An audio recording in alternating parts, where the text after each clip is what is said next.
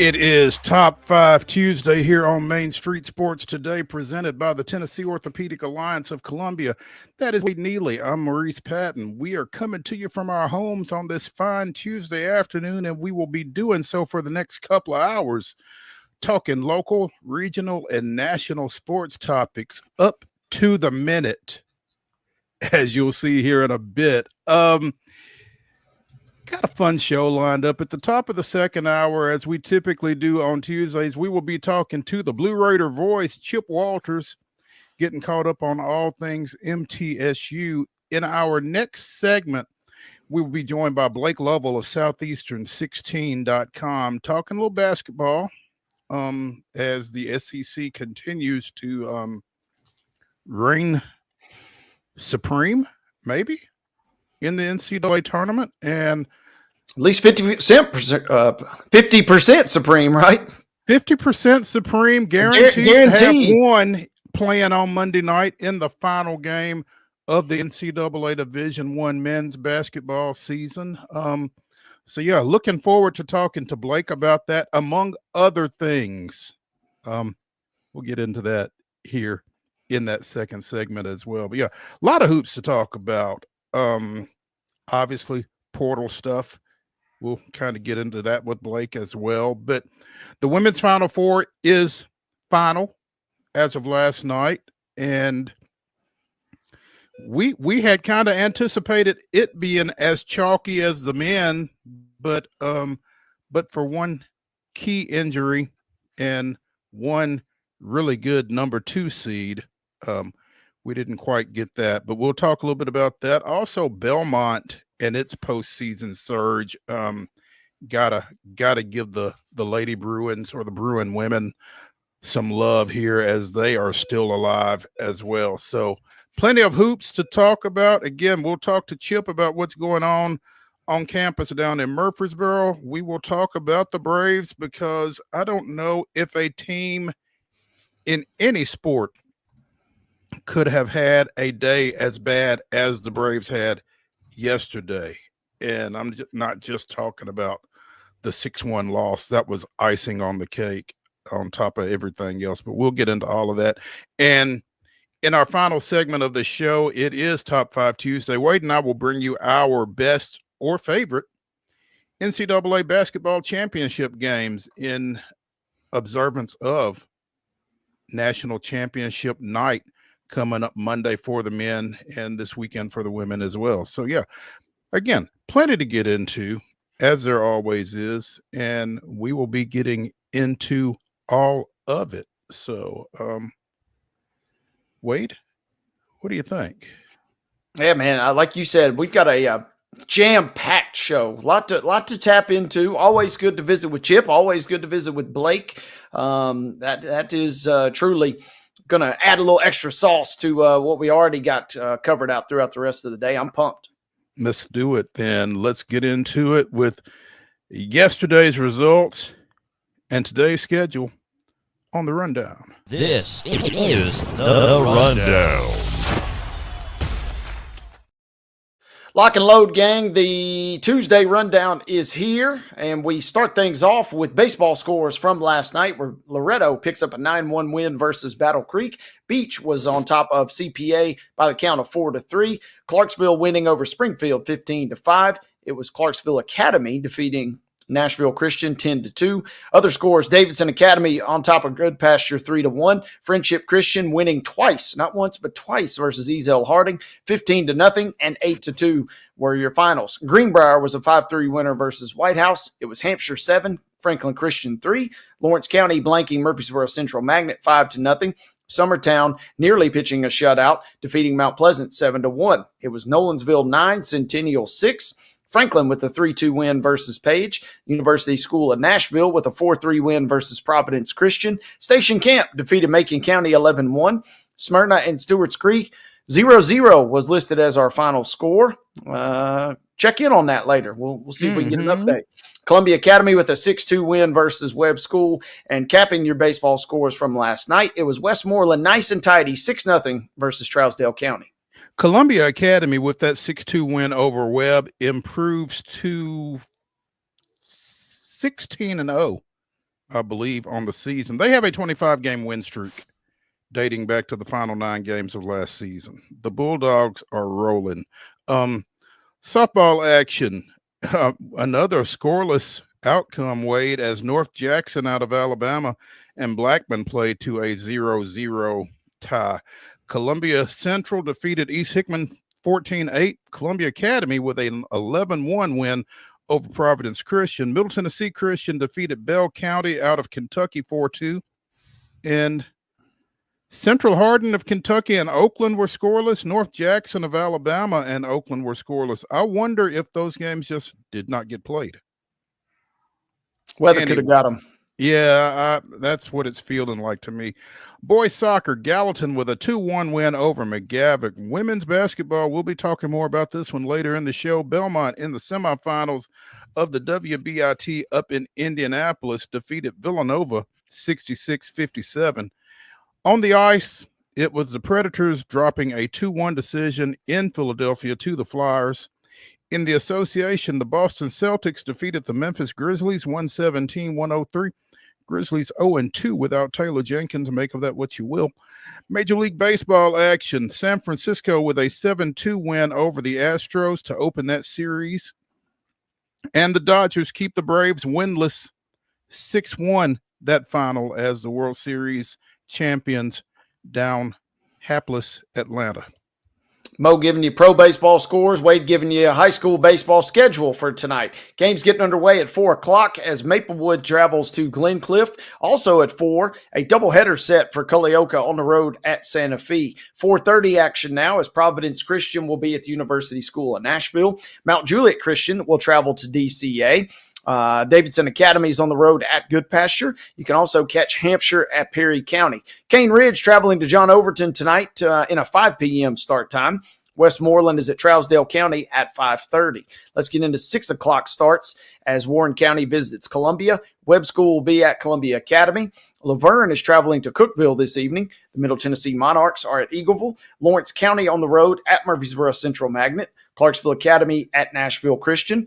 Rockvale will hit the road for a short trip over to Oakland. It'll be Siegel making a similar trip over to Riverdale. Giles County's on the road this evening at Tullahoma. Smith County is at Watertown at 6. At 6:30 tonight, Page is at Franklin. Brentwood will travel to Independence. Spring Hill is visiting Lincoln County.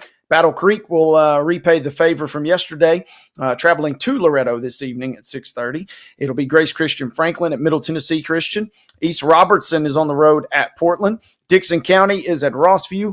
Clarksville is on the road at Springfield tonight. Mount Pleasant will travel to Summertown.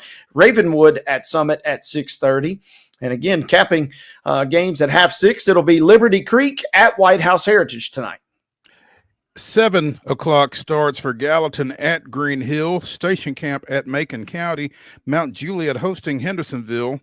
Again, Culleoka and Santa Fe looks like the back end of a doubleheader at approximately 7 o'clock. Also at 7, Smyrna is at Stewart's Creek.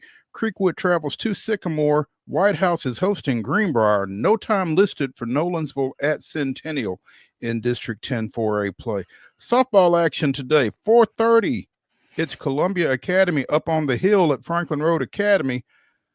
At 5 o'clock, Antioch travels to Overton. Also, Summertown is at Loretto. Community goes to Richland. Summit hosts Franklin. And Liberty Creek is at Westmoreland at 5 o'clock. At 5:30, Wilson Central travels to Cookeville. South Haven Christian hosts Clarksville Christian. At 6, Ezel Harding goes to Friendship Christian. Marshall County is at Lawrence County. Oakland meets Covenant Christian out of Indiana. It's Stewart's Creek at Wilson Central at 6:30. I don't think that's right, because I don't think Wilson Central is going to be done at Cookeville and back on campus in an hour. Columbia Central plays at Shelbyville at 7:30. Pleasure Ridge Park out of Kentucky, PRP, facing Oakland at 8. On the pitch, Ezel Harding is at Good Pasture at 5. Also at 5, Cookeville is at Smyrna. Battle Creek travels to Battleground Academy at 6. They'll be battling. Lawrence County is at Columbia Academy at 6. Overton goes to Lawson. Forest is at Richland at 7. West Creek is at White House. Also at 7, Beach is hosting Hendersonville. Fayetteville travels to Giles County. and Independence takes on visiting Page. On the ice, it's the back end of a back-to-back for the Predators as they travel to Columbus. That's a 6 o'clock puck drop. You can see it on FanDuel Sports South. You can also see the animated version of this game on News Channel 5. So be sure and check them both out. Split screen, something. 7 o'clock on FanDuel Sports. It is Golden State coming to the FedEx Forum, taking on the Memphis Grizzlies. And in Major League Baseball, the Giants and the Astros continue their series in Houston. That's a 7:10 start.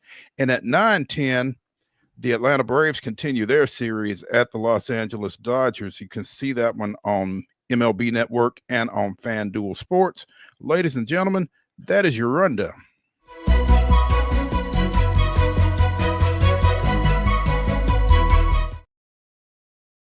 Your top story brought to you, as always, by the fine folks at Piggly Wiggly in Neely's Mill in Columbia. Be sure and check out their delicious daily deli lunch options available from 11 a.m. until 6 p.m., as well as their hand-cut meats, and everything is cost plus 10% at the cash register. Piggly Wiggly, Neely's Mill, Columbia, bringing you our top story. Speaking of food, if you are a fan of Coastal Carolina football, then you're going to be in luck this fall. Free concessions will be included with all ticket purchases. Ticket purchasing patrons will be provided with hot dogs, nachos, popcorn, and fountain drinks at no extra cost. Fans will be able to acquire 4 items per concession stand visit, and the visits are unlimited. Now, alcoholic beverages and third-party vendors, food trucks, and the like are not included. So anything that Coastal's concessions are providing will be free. That's interesting to me. Yeah, I did a triple check to make sure this was not an April Fool's joke. This came out yesterday. Yeah. I triple checked the timestamp, and props to Coastal Carolina for releasing it yesterday. Because if you saw this today, you probably would be a little suspicious, right? But on its surface, seems very, very cool. And I kind of love the backstory that's kind of gone into this. Their athletic director kind of has an experience formerly at South Carolina, but also working at a local level. And man, Little League Ballpark runs deep in the Neely blood, so I sympathize with this here with the county parks and rec department, kind of those roots Mr. Miller tapped into there. And I love this quote, Mo. He said, sometimes they win, sometimes they don't, but sometimes what you can control is the experience that everybody has at the park from the time they walk in until they leave. So yeah, Bojangles and Chick-fil-A still going to cost you, but you can get a stadium dog for free. And I think that's a pretty good deal. That is a pretty good deal. In fact, you can get more than one stadium dog for free if you don't mind standing in line. And I think that'll be the real question. How often are you going to be willing to go back to the concession stand if you're actually trying to watch a ball game? And Coastal Carolina is worth watching for sure. They were 6-7 this past year, lost in a bowl game at Brooks Stadium, their stadium. But I mean, this has traditionally been a really competitive team, and this is one more way to build that fan base, I would think. Our fans are the heartbeat of Teal Nation, and we're always looking for ways to elevate their game day experience. To your point, Wade, was Chance Miller's statement. With the CCU kickoff meal deal, we're excited to offer free concessions this fall as a way to say thank you for the energy, passion, and support they bring to Brooks Stadium every game. So, as if the hashtag ball at the beach isn't enough, they're taking care of their fans as well. So I don't know if this is something that picks up or not. You have a lot more experience with the collegiate administrative thought process than I do, Wade. Do you see this being, kind of at the front of something? For a school this size, perhaps. And this is the part you mentioned Chance Miller, and I talked about his, background in South Carolina. They put this into play right at the end before he left for Coastal for men's basketball games during that holiday window that were really poorly attended, and attendance kind of skyrocketed. They cite some of their best attendance of the season. So I don't know that it's really, for 110,000 folks, at the big house, I don't know that this is going to fly as much as it might at Coastal Carolina. But to your point, gone are the days where just selling a game ticket is enough to get you in the door at a school or an institution like this. Kind of gone are the days that you have a gimmick that'll get you in the door, Star Wars night, etc. Now you have to have a gimmick on top of the gimmick. So if you're only going to attend one game, this is kind of a thing to hopefully, if you're on the fence about entertainment options, and as you mentioned over there in that area, there certainly are plenty. Maybe this is something, I do feel bad for the parents of the world, though, or whoever, whoever loses the rock, paper, scissors, whether it's mom or dad, that has to really not watch much football that afternoon and instead will be stuck in line at the concession stand. Yeah, they're going to have to alternate or something, man. That's going to get tough. That's going to get real tough. Mom. Yeah. Been there, done that. Let's take a break here on Main Street Sports Today, presented by the Tennessee Orthopedic Alliance of Columbia. When we return to Top 5 Tuesday, we will be joined by Blake Lovell of Southeastern 16, talking little SEC hoops. Stick around.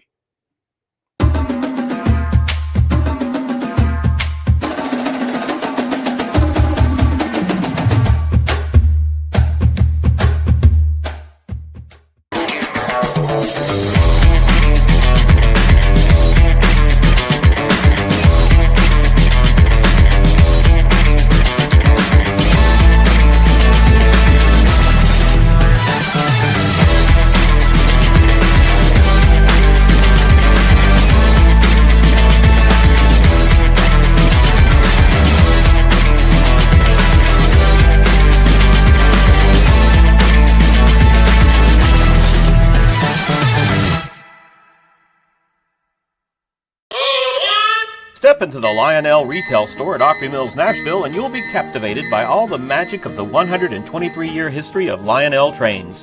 Whether you're already a train enthusiast or just getting started, Lionel will energize your love for trains.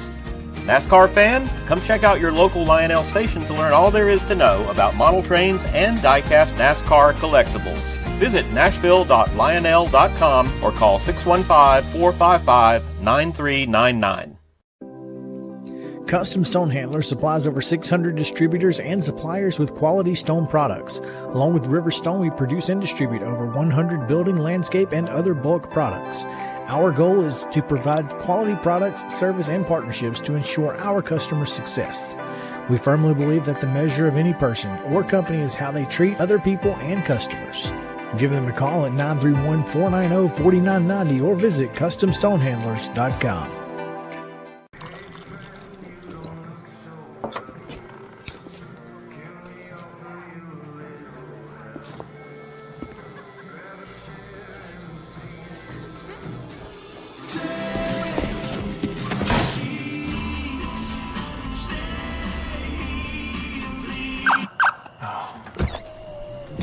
You're seeing the signs too, right?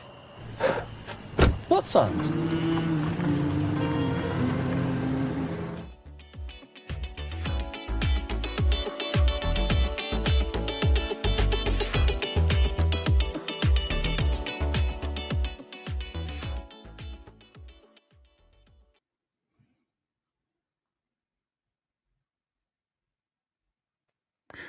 Top 5 Tuesday continues here on Main Street Sports Today, presented by the Tennessee Orthopedic Alliance of Columbia.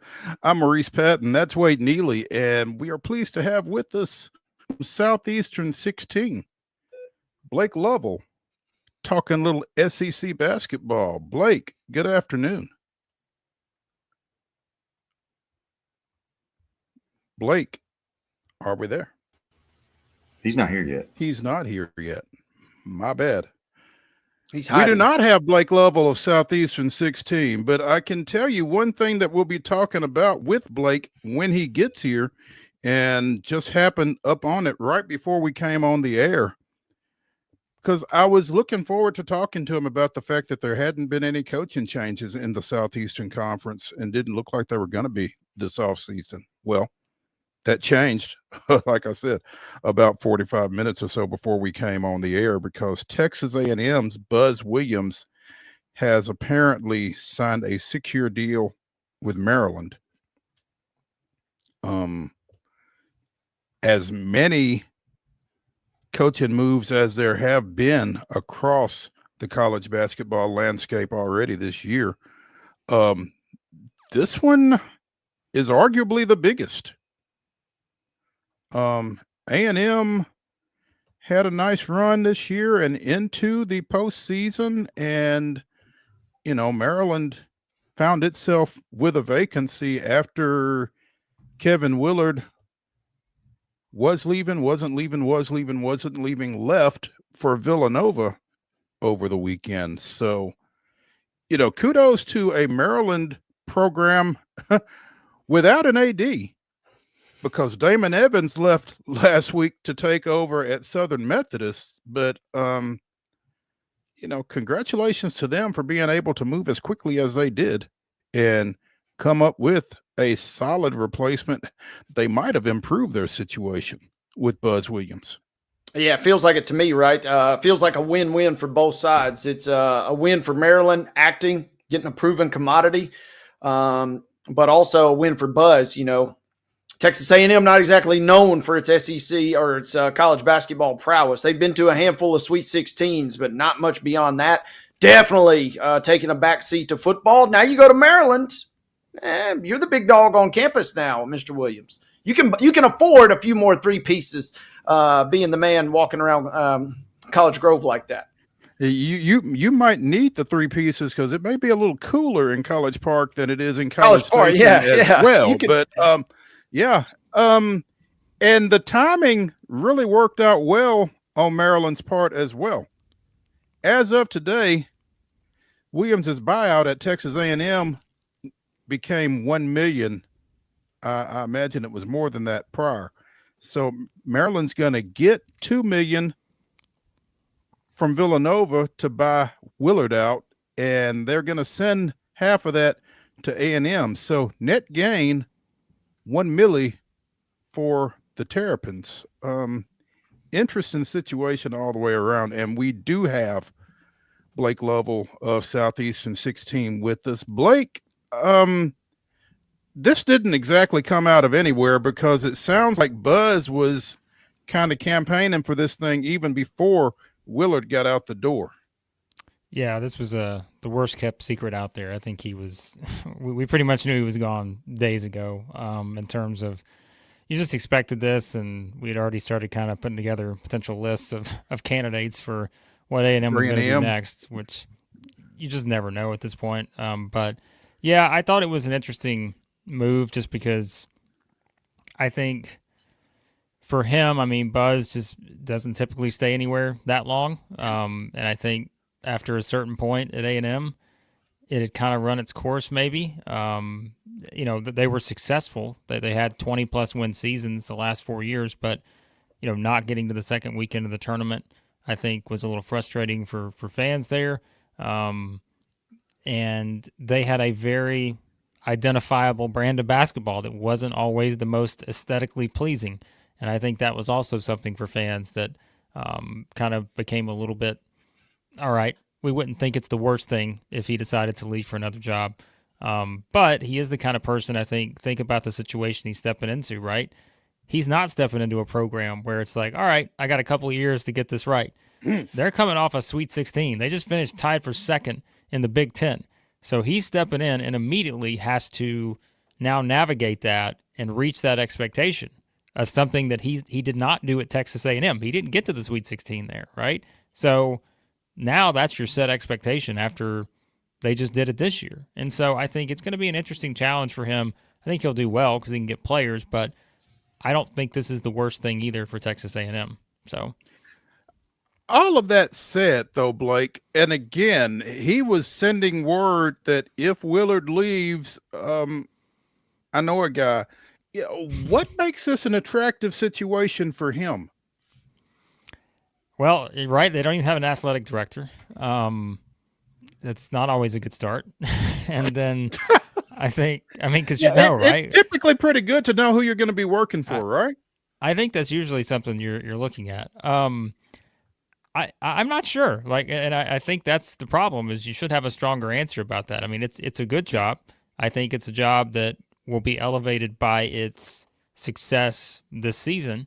And tradition too, that plays a little bit of a role, but their best players I think is going to wind up at Tennessee would be my guess. And Jacoby Gillespie. And so if you look at it from that standpoint, like there's just a lot of things where, sure, my guess is he'll probably maybe bring a guy or two with him from A&M who were going to be starters next year, and that may be enough to start your roster and all that. But it's a great question because I think when you're looking at it from the SEC standpoint, right, it's just kind of, I mean, this is the strongest basketball conference out there. It was this year, and you would think if the money's going to be spent, it will be moving forward. But, he's never coached in the Big Ten before. And so now he jumps to another conference where it's new, and maybe that's just it. Maybe he felt like he had kind of hit a wall in A&M, and we don't ever know kind of behind the scenes when it comes to who you're working for and the resources and those kind of things. So maybe that played a role. And, also, too, I think sometimes you guys know this, there are going to be guys out there who want their program to be the program of the school. And I don't think Texas A&M basketball was ever going to be the program for Texas A&M, Ever. right? Ever. And so Maryland, you can do that, but Texas A&M, you can't. So, but that's kind of a more money, more problems kind of situation too, right? Yeah, that's exactly. So I'm not surprised, because again, I think we sort of felt this year that if they did not make a significant run, that you could see something like this play out if it was the right job, just because given his history. And then when it started to sort of get rumored, it was like, yeah. I mean, and think about remember this too, Buzz got paid pretty well at Texas A&M. He had a very high salary, all things considered. And so that's why I think if you're A&M, you should be able to go out and get a very proven coach that, for that kind of pay, I think you can get a pretty big name. So, Blake, I'm curious, and hold your comments, gentlemen, about the U.S. Department of Education. But according to a release from the Department of Education, Maryland ranks 26th among public schools in men's basketball spending, which sounds kind of nice, right? But they also rank 9th among Big Ten teams. So my question for you, Blake, is 2002 is an eternity ago, and that was the last time Maryland obviously wins that title, but that was the last time they had advanced beyond the Sweet 16. Was this, in your mind, kind of a blip on the radar for Maryland? Is Buzz taking a better job in your mind from what he had built at Texas A&M? Well, and that's a great question because I think that, like you said, I think recency bias tells us that Maryland fans are going to immediately expect this to be the new norm when it really so it feels like. Exactly. Like it hasn't been the norm. But you want to feel like it is, and then it's like you turn around and your coach leaves you for Villanova, and you're all of a sudden searching for, how do you replace that? And so I think it's one where with Buzz, he's always kind of been the guy that I feel like raises the floor of the program, right? At worst, this is going to be kind of where you are. Like he's going to finish in that top half somewhere. That's just traditionally what he does. Whether, you're talking about Marquette, Virginia Tech, Texas A&M, like those they're not the same program, but similar situations like at times. And so I think from that standpoint, if you're Maryland, sure, even though you're going to come out of this run thinking, all right, we can get back to the Sweet 16 next year. If he gets you to the second round next year, okay, that works. Like at least we're kind of on that same path. And I think he's proven to be someone who can do that. Like he can kind of get you there, but he has to sort of prove, all right, that big breakthrough's coming, right? And I think that's going to be one of the questions as he goes into this job is Maryland's looking for that big breakthrough, beyond just this year. Can they get that big breakthrough under someone who is still also trying to do that? And I think that kind of combination could work out very well, could be very combustible. Like, I think there's a lot of ways this thing could play out in a very tough Big Ten, as we know. So it feels very boom or bust-ish. Yeah. Yeah. Blake, I want to ask you too. other than Villanova, other than Texas A&M, and other than Maryland, is Vanderbilt not the biggest winner in all this? Because, man, it felt like there was some smoke behind Byington, perhaps ending up in Nova or in Maryland. Yeah, to tell you how people perceive Mark Byington, not only were his names, mentioned there, but some of the first names thrown at me, like by people are like, "Hey, what about Mark Byington to Texas A&M?" And I'm like, "Hey, I mean, if you're A&M, sure, right? Like he's a great choice. I think You would take that if you're A&M. I feel like, I think you would. Yeah, I think that's absolutely. Y'all are killing Candace Story Lee right now. She's like, shut up. She told y'all not to rush the court. Listen, we need that I'm money. Just saying, he is someone who is very valued by the coaching profession, I think, and understandably so, because think about how drastic of a difference you would be getting from Buzz Williams to Mark Byington from a aesthetics standpoint. Buzz's teams traditionally shoot in the 300s 3-point wise. They shoot in the 200s 2-point wise, and their offensive numbers are just usually not great. Meanwhile, you've got a coach, I think, that is very, very good at knowing how to get the best offensively out of your program, and you guys know this too. Think about what happens like when the NFL circles, right? You fire a defensive coach, you're going to go hire an offensive coach next time, and vice versa. So, Buzz leaves, did they go the route of a guy who was very defensive-minded and go after an offensive-minded coach? Well, Byington would fit that description, but I don't think that's necessarily going to be the thing that wins out there. But I do think that does show you, though, right, that he is someone, just by what he did this season, people see it and recognize that that's not just something that happens at Vanderbilt, often. And I think from that perspective, his name's going to come up a lot. If he goes into next season and they have success again, they make the tournament, it's just going to keep going and going. So Blake Lovell of Southeastern 16 joining us here on Main Street Sports Today, presented by the Tennessee Orthopedic Alliance of Columbia. And Blake, as we take on Buzz Williams to Maryland, and you got to talk about what direction does Texas A&M go in, and with all of the changes that we've already had, how does that impact Texas A&M's search? I mean, unless it is a Mark Byington, I mean, who else is out there suddenly at this late stage of the game?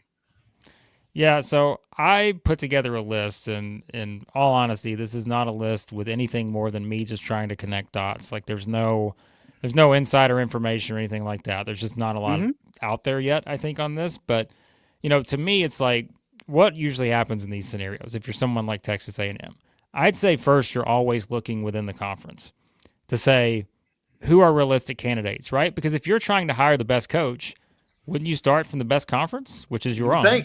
And so if you're going to do that, and we talked about like Byington and all this, but Chris Beard's going to be your first call. I mean, because you want to talk about the ultimate baseball fiasco where you hire away, and now you're talking about getting revenge maybe by going and hiring the former Texas coach to be your basketball coach at Texas A&M. I think Texas A&M would probably love nothing more than that. And so can you match what Ole Miss is offering? Can you do all that? Look, any SEC opening there is, I think that's going to be always an option, is when you look at Chris Beard. Now, people are going to bring up the other stuff. Obviously, it led to the removal of Texas and all that. Understandable. So I don't know if that's a direction they go in, but I would have to think he is going to be someone that is on their radar at least. Beyond that, are there other coaches in the SEC? I think Chris Jans would be an interesting one. I think Texas A&M is just simply a better job than Mississippi State, and I think Chris Jans has had success, but he also doesn't have that sort of NCAA tournament type success that you're probably looking for if you're wanting to combat Texas, who just hired Sean Miller and has plenty of that. Grant McCaslin at Texas Tech, who just got his team to the Elite Eight, like all these things. Like these are the kind of programs that are within your state, right? So to me, those are two interesting ones to think about. Then I think there is an interesting group of former SEC coaches. This is like one of those where it's like, play connect the dots, right? I mean, think about guys out there like Bryce Drew or Andy Kennedy, or I'm going to throw out one that people think is completely asinine, but I don't think it is. Like, I know Eric Musselman just took the USC job, but I'm also willing to bet that Eric Musselman has taken the USC job and realized that's not exactly the type of basketball job that the perception may think it is. And there's another guy out west too that may feel that right now, and that's Mick Cronin at UCLA, who I think may also look at it from that perspective, because there's another reason I would mention those two coaches. What's something we heard a lot this year from not just the basketball coaches, the football coaches, any other, the guys traveling from USC and UCLA to play in Big Ten areas. Think about how much the travel has come into this, right? Like, they have been very public about, we don't want any more of that. So I don't think you can discount the idea that someone like that could consider this if they wind up being on that radar. Beyond that, listen, I don't have a great list. I think there's a lot of good potential names out there. But to me, it probably starts with looking within your own conference for a couple guys like that. And then if you get beyond that, then I think you're always doing what we say. Start at the top, right? What's Scott Drew's situation at Baylor? What's Grant McCaslin's situation at Texas Tech? Like, all these kind of things you think about and are like, they can't ever happen, but they could. That's probably where you're starting if you're A&M. So I don't think you rule anything out at this point, to be honest, Blake. And you can't think Mick Cronin is happy at UCLA just based on some of his post-game conferences and that kind of thing. You feel like if you showed him any kind of interest, it's like, where do I sign? So I think if you go after Mick Cronin, I think you better be ready to hire him, I think. Yeah. But I think Andy Kennedy is an interesting name. Mm-hmm. He's done a great job down at UAB. And think about the player, the Lindenborg or whatever. I mean, that just left. Like, he's going to be one of, if not the most coveted guy out there transfer wise. He's going to wind up playing for a top 10 team next season. And so if you think about just, in this era, can you get talent? Can you get players? Like, Andy Kennedy has proven at UAB he can get players. Like, he has no problem doing that. And so, I mean, some of those early rosters I know he had there, he's just going out and filling some of his early rosters with former SEC guys. And, of course, this is, now as the boom continues in terms of NIL and all this other stuff, I can absolutely see him getting back in. And he was rumored for the New Mexico job, I know, as a possibility. But, I think he's someone just kind of with the former history that he has with the league. And that was during a different era, of course. But I still think he's going to find his way back in. And so, yeah, that's why I find guys like that, right? And even Bryce Drew to a certain extent. I get it. We all know what happened at Vanderbilt. But I also think things are a little bit different than they were in 2019 now in this current landscape. And, you do kind of have a scenario where if you can go out and get players, you're going to be in good shape. And to me, Texas A&M fans think this is wild, but prying him away from Grand Canyon is not the easiest thing, given all the resources that Grand Canyon has too. And so it's a bigger job. We understand that, but that's another name I would throw out there just as a possibility, because I do think he's going to wind up sooner rather than later. He's 50 years old, right? He's going to be back in this thing at the power conference level. It's just a matter of if and when that's going to happen. So we spent a lot more time on this than I anticipated, but when we've got a mind like a brain like Blake Lovell's to pick, you don't miss the opportunity to do so. Blake, talk about Florida Auburn.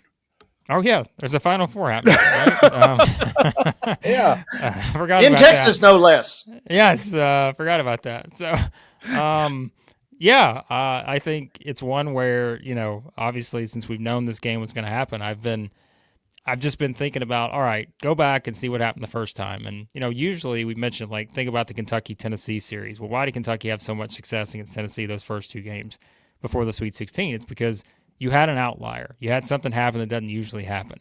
Kentucky just shot so well against a team that defends so well from three. And then what happened in the third game? Well, Kentucky could not make those shots. The averages came back to where we thought they would be, and Tennessee wins the game going away.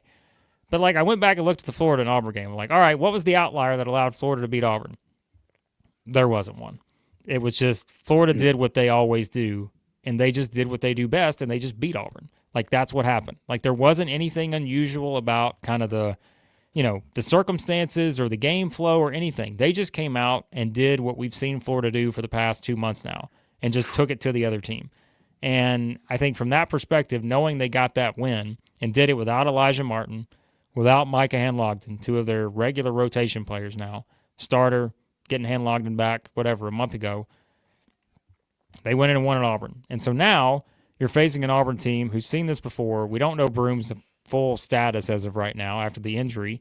We know he played through it, but you don't know what percent he's going to be. So I understand why Florida's the favorite. But I would also say that in this tournament sometimes you can just benefit from some luck. Florida got lucky in 2 games against UConn, missed 12 free throws and won by 2. And they had a 6% win probability chance with like 3 minutes to go against Texas Tech and still managed to win that, right? So you need some of that sometimes. There's nothing wrong with it. And Florida had something to do with putting that luck out there. But still, there were some bounces that went their way. To me, Auburn's done it the opposite way. Auburn sort of found some of that old Auburn that we're used to seeing. And I think they're playing better than Florida is right now. And so I think it makes for an interesting clash here. I think a lot of people are going to be on Florida given what we saw last time and just the way they've continued to find ways to win. But if Broom's good to go, I think there is something to the idea that Auburn may be in a better spot right now. And so we won't know that until kind of his status and everything. But I tend to think this game is not going to be as easily predictable as some people seem to think when it comes to Florida and Auburn. Yeah, I'm looking forward to it, Blake, because I'm like you as the recent battered Michigan Wolverine on this show. Something happened around that 12-minute mark of the second half. Bruce Pearl just snapped his fingers in a timeout, and it seems like the old Auburn has kind of emerged after a seemingly 2 to 3 week kind of dazed and confused kind of episode there for them. They seem like they have their goods. This is obviously going to be a fantastic game. And I feel like we're going to get a great game on the other side of the bracket too, but this is the one that I think a lot of us have circled coming up this weekend. Yep, no doubt. It should be fun. I think both these games should be really good. I think, again, Houston's probably not getting enough credit for what they could do defensively, I think, to Duke. They obviously have the experience edge and all that. So I tend to think sometimes in these scenarios when you get all these ones, and I think someone brought it up the last time you had all the ones meet in 2008, both those games weren't even close pretty much. Like you had, I think, double-digit wins on both sides. So it seems like people tend to believe that Duke and Florida are heading for that kind of scenario, which may be the case and wouldn't surprise us if it happened. But I do think there are some things Auburn and Houston can do in these matchups to really make it a little difficult on the favorites here. Real quick, here's one for you. You made me think of this, Blake. If we're to reseed the Final Four teams, you kind of sparked it with Auburn playing better. How would you reseed these teams right now? I would probably go Duke 1. I would go Houston 2. And then it's tough. Toss up? I think, yeah. I don't know that there is a convincing order one way or the other. I probably would still settle with Florida at 3 and Auburn at 4, but I'm not completely sold on that order with those two. Now, I am sold on the order for the first two. I think Duke and Houston have just been the best teams. And so I wouldn't change that at all. But the last two would be up for a lot of debate, I think. As you mentioned, Houston would be your number 2. It bears saying, what Houston did on Sunday to Tennessee. A lot of UT fans are really upset that Tennessee wasn't able to break through to the Final Four, and particularly with their play in the first half. But as Wade and I were saying yesterday, watching that game, Houston was just better. Mm-hmm. I don't think if Tennessee had played, I'm not sure how well Tennessee would have had to have played to have beaten Houston, and I don't know that they could have played well enough to beat Houston. Yeah. Well, I think anytime you're playing this team, and I'll give you a couple stats my colleague Max Barr sent me, and I thought they're incredible to tell you the story of Houston this year. So we're 38 games into this season for Houston now. And at this point, heading into the Final Four, they've trailed by double digits this season. So think about every team that's played at some point trailing by double digits in a game. They've trailed by double digits this season for 23 seconds all year in 38 games. So, you're always playing a game with them that is within a striking distance for them, right? Always. So if you give them the upper hand early and you consider that one stat, then you go to the next one. In their 20 Big 12 games, they never trailed for a single second in 8 of them. 40% of their conference games, they did not trail for a single second. So they didn't get down 2-0, They didn't get down, never at any point did they trail in 8 games. And, like, when you think about it from that perspective, like, there's a reason why for them, and this is why I think Duke, if Duke comes out early and doesn't adjust to sort of the physicality that they're going to play with, I'm not saying this can't happen to Duke too, but I know they are the all-world team. But listen, it may not just be a Tennessee thing. I think Duke will score a few more points than Tennessee did, but I just think when you let Houston dictate things from the very tip and you find yourself down early, they're not the kind of team you're going to be able to rally against. Because we have all the numbers to tell us that's just the case. And so for me, the first 8 to 10 minutes of that game was always going to tell the story. And even when Tennessee's making that push late, right? Hey, they got it to 10. Well, in my mind, I'm like, they got it to 20. They didn't get it to 10. They got it to 20 because, I mean, it feels like 20 going up against a team. Well, and they got it to 10, and then Houston hit 3 straight threes, exactly. And it was right back up to 19.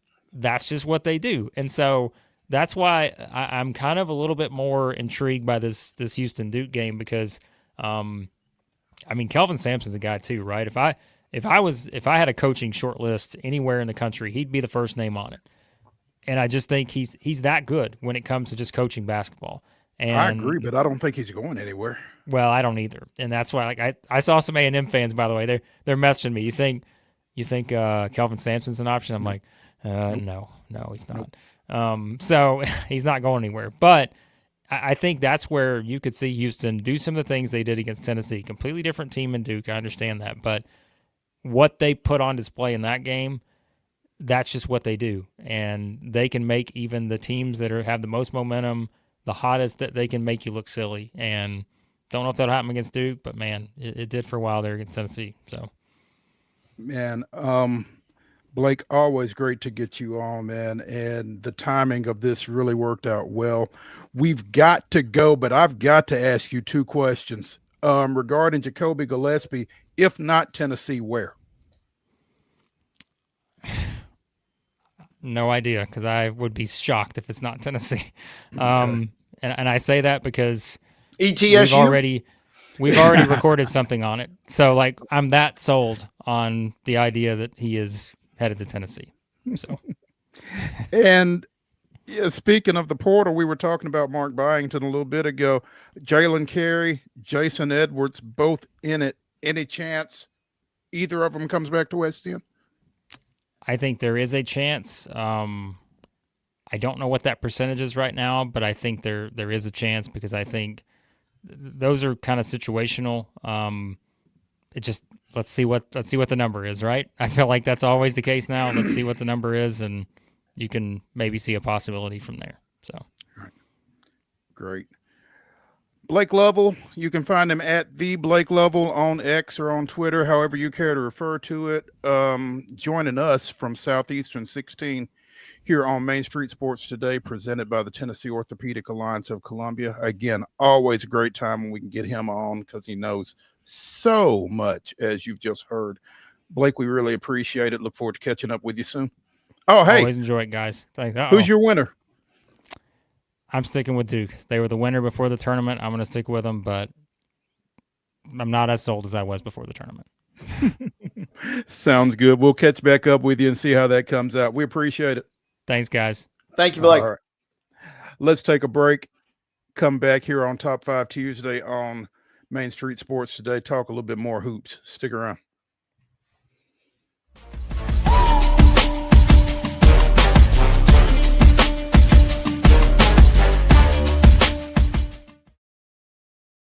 At Delta Dental of Tennessee, we know our success begins and ends with providing superior quality service, and that includes serving those who need it most.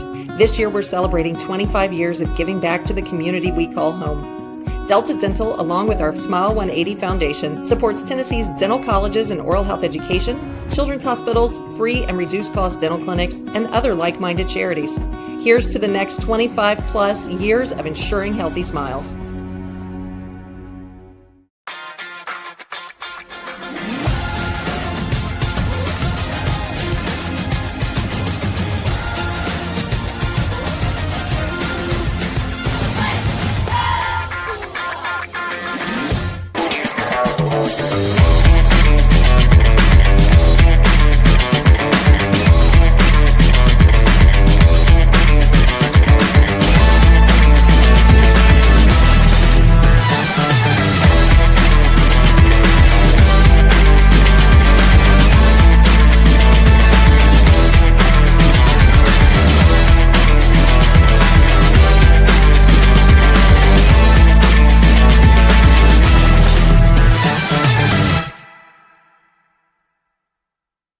game without a crowd is just a scrimmage. A performance without an audience is just a rehearsal. Without your presence, high school sports and the performing arts aren't possible. Ensure that these essential extracurricular activities continue to enrich the lives of students in Tennessee. Purchase a ticket to your local high school's game or performance. This message presented by the TSSAA.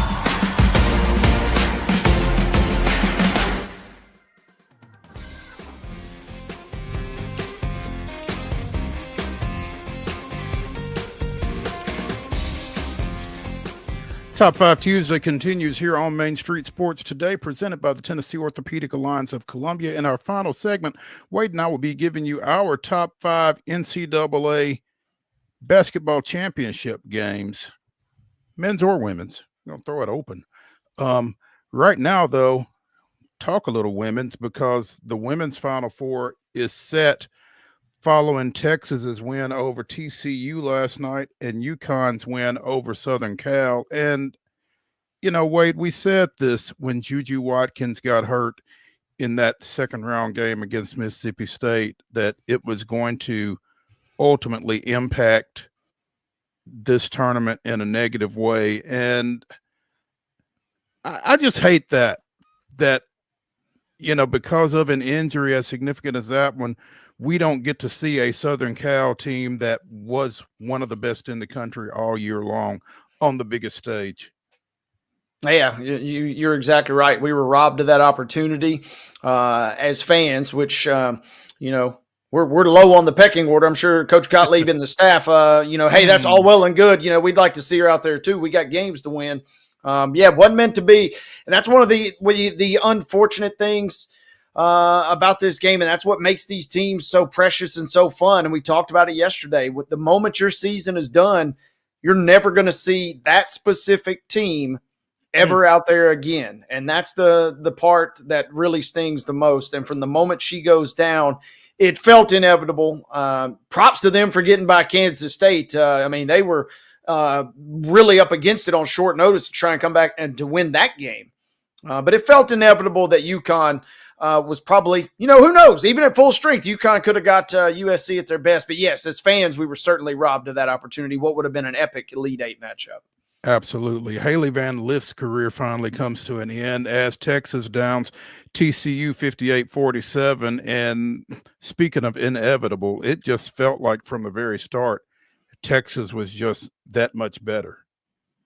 Yeah, and TCU, you know, even with Van Lith, I mean, they had already busted through getting to their first Elite Eight. I mean, it just felt like they just, didn't know necessarily what to do. They were overmatched. Texas is too good of a team. We've talked about it all year long.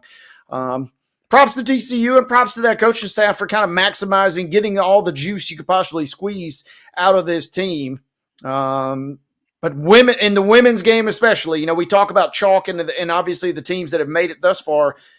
The women's game, for as much parity as we had thought or maybe hoped, and we had seen in the last 2 or 3 seasons, it's felt like kind of a little bit of a restore to order where there's only realistically 2, 3, maybe 4 teams that really have a shot at this thing, and that's kind of the 4 that we end up with. I saw a tweet somewhere last night. It's South Carolina and the 3 teams that beat South Carolina this year in the Final Four: Texas, UConn, and UCLA. So you've got the all SEC matchup, much like Florida Auburn, in one game with Texas and South Carolina meeting for a third time.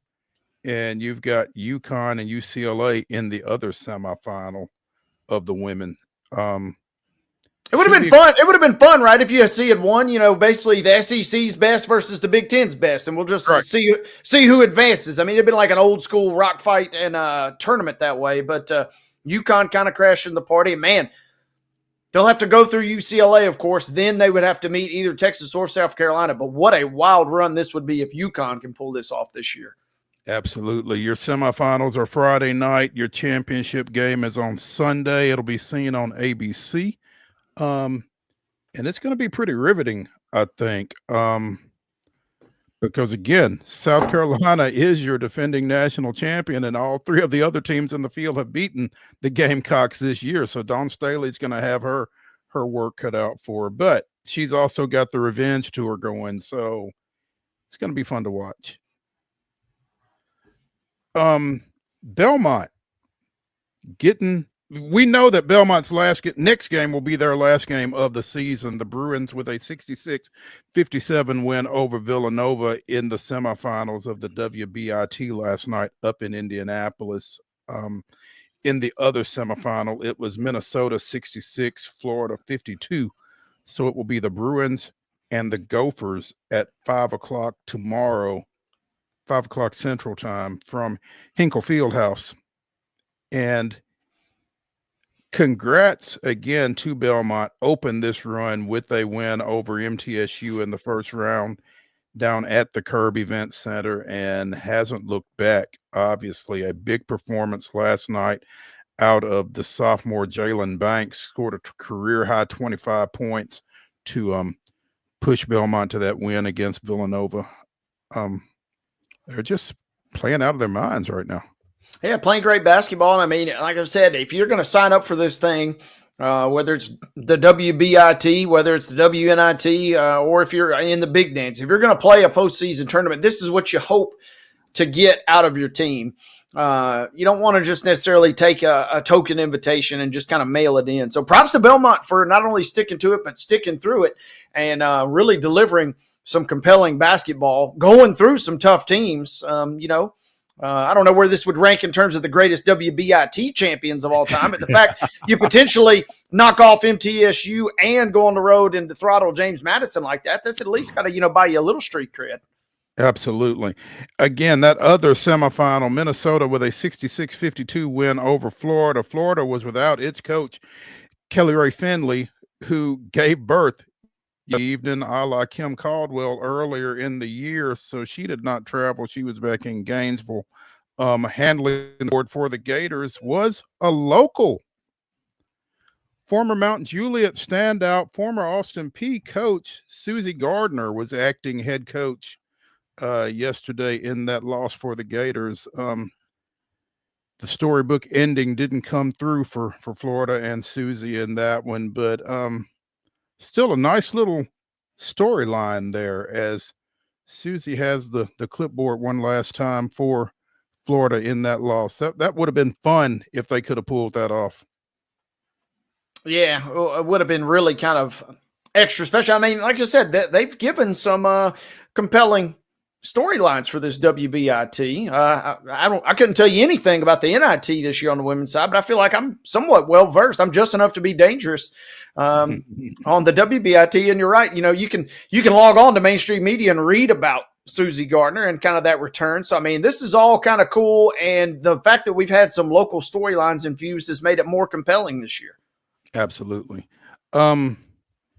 Georgia Tech is in coaching search mode on the women's side. Nell Fortner stepped down after 6 seasons, announced her retirement yesterday. Former Olympic gold medal coach, led the 2000 team USA to Olympic gold there. Also won the 1998 World Championships, coached the Indiana Fever, was also at Purdue and at Auburn collegiately. So Nell's shutting it down, apparently. Nice little run for her. Georgia Tech was 18-4 at one point this season. Unfortunately, not seeing their final record for the year, but they finished 22-11, lost in the opening round of the tournament to Richmond. So again, Nell Fortner stepping away. And we mentioned the college basketball crown got going last night. Butler, Boise State, Nebraska, and Georgetown all picking up victories to get things going last night out at Vegas. Coach Cooley got the Hoyas rolling. Look out for him out there. Tonight's games, I guess we got a game going right now, probably, if yesterday's schedule is any indication. DePaul and Cincinnati are playing right now. That'll be followed by Oregon State and Central Florida, Colorado and Villanova, and Tulane and Southern Cal. So again, if you need a fix of men's college basketball, FS1 has got you covered. Let's take a break here as we conclude our number one of Top 5 Tuesday here on Main Street Sports Today, presented by the Tennessee Orthopedic Alliance of Columbia. When we come back for our number 2, we will be joined by the Blue Raider voice, Chip Walters. Stick around.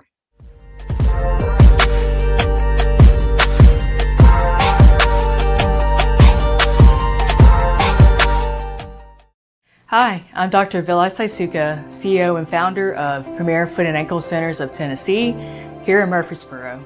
We offer foot and ankle care from ingrown toenails to diabetic foot wounds. We also fix ankle fractures and things like that. Call us today to schedule an appointment. We look forward to seeing you. Because here at Premier Foot and Ankle, we believe that the journey begins with happy feet.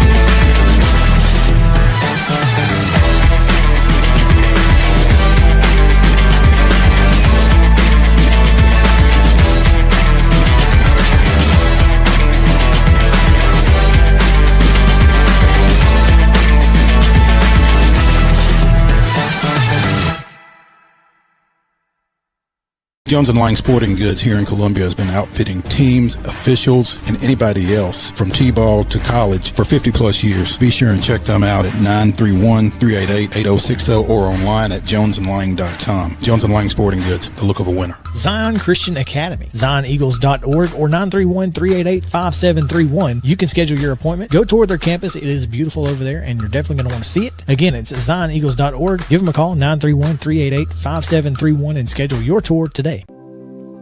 Custom Stone Handler supplies over 600 distributors and suppliers with quality stone products. Along with River Stone, we produce and distribute over 100 building, landscape, and other bulk products.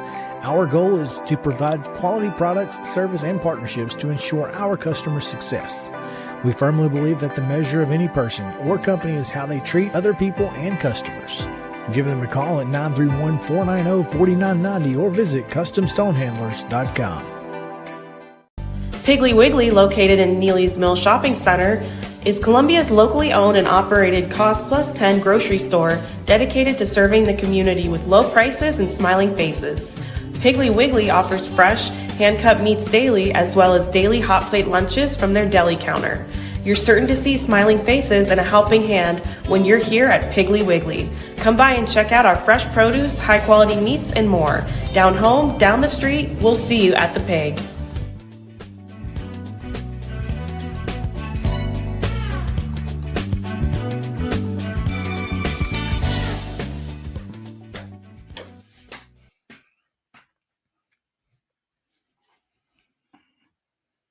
Hour number 2 of Top 5 Tuesday here on Main Street Sports Today, presented by the Tennessee Orthopedic Alliance of Columbia, gets going right now. That's Wade Neely. I'm Maurice Patton, and we are joined now by the voice of the Blue Raiders, Chip Walters, coming to us from on campus. Good afternoon, sir. Oh, you're not on campus. Not on campus, in the office today. I was going to be on campus. I'm going to be doing a podcast, a kind of little athletic director update with Chris Massaro. It was originally scheduled for today, but it got moved to next Monday, and so we're going to be doing that then Monday afternoon. So that's going to make for a pretty busy Monday for you, because when we speak with you again, you will be TSSAA Hall of Famer Chip Walters. Will you still continue to come on with us after that? Well, you know, that's being evaluated at the moment with my people and your people. We talked about if I could just, you know, the thing is, if I could just get a Zoolander quarter zip like Wade's wearing today, then I'd be good. But it's quarter zip season. But I've got the freaky shirt on today, so we're even. Yeah, and that's a good looking top there, Chip. Yeah, I'm kind of slumming in my gray hoodie, trying to stay warm. But Chip, what's happening in the borough these days? Well, the stick and ball sports, it's that time of year. Baseball was at home. Baseball and softball were both at home this past weekend, and baseball had FIU. Won on Friday, dropped a 1-run game on Saturday, and then lost a 10-5 game on Sunday. Softball took a doubleheader on Friday, and then ended up sweeping the series against Kennesaw on Saturday.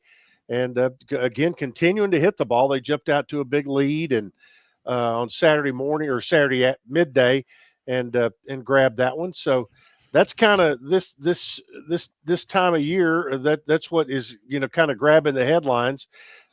Baseball has a home game tonight, and it's going to be a great night to go to the ballpark. Lipscomb is in town for a 6:00 first pitch at Reese Smith Jr. Field. Softball will be at TSU tomorrow, and before they both, by a quirk in the schedule, will both be going to Liberty this weekend. So, doesn't happen all that often, but both will be on the road at the same place next week or this coming weekend. And I kind of wonder why it doesn't happen more often, to be honest. Well, one of the things is the number of conference games that are being played by softball as opposed to baseball, or actually it's more so how the schedule falls for the conference tournament, because the softball tournament is a week or 2 weeks before baseball's tournament. So they basically back it up from there. And the conference season in softball starts a week or 2 weeks prior to the conference season in baseball. So it doesn't match up like basketball does, men and women. Okay, but once it does start, you could put MTSU and Western, for instance, in the same place at the same time. You could, and I know coming up in 2 weeks, there were 2 weekends. Both baseball and softball will be at home. I don't think they're against the same opponents, but that weekend where you have the football spring showcase, they're making a big day of it with football, softball, and baseball all going on at home on that Saturday, the 12th. Making and I think they may stagger the start times a little bit there to where you could kind of go from one to the other. Should be fun. The spring showcase in particular, which is not a spring game, don't get them confused. That's correct. But this will be Derek Mason's second spring exercise in Murfreesboro, I guess. And you're seeing fewer and fewer games around college football. Of course, you had the proposal from Deion Sanders about potentially playing a game against Syracuse, I think it was. And, in whether you play a game or not, I don't see the harm. And a matter of fact, I kind of like the idea of joint practices, much like what you see in the NFL. If you go like a day or two, it would make perfect sense. If Middle and Vandy weren't playing each other, that would be a perfect way to have a joint practice together to kind of break the monotony a little bit midway through. Or if Tech wasn't on the schedule, you could have maybe Tennessee Tech or Chattanooga, whoever it might be.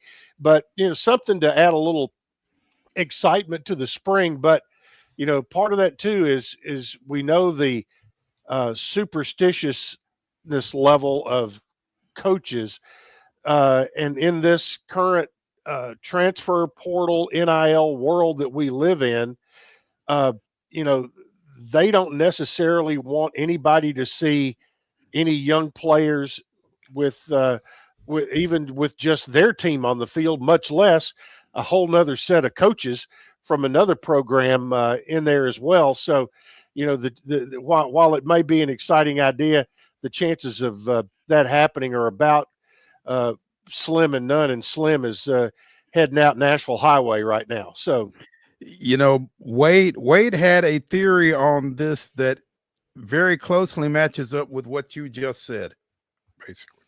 Yeah, you don't want Coach Prime. The last thing you want, he's already recruited your kids, and you got lucky that you kept him at Syracuse. The last thing you want to do is lead them right into the Lions' den and have him up close. But I do like what you said, Chip, though. It is kind of a cool, if they ever got that opportunity, schedule a Tech, do a Vanderbilt. I mean, somebody that, realistically, for whatever reason, may not fit on your schedule. If we ever get to that point, it could be a nice way to give a little local flavor to it. Yeah, a little local flavor, and like I said, for the players, I mean,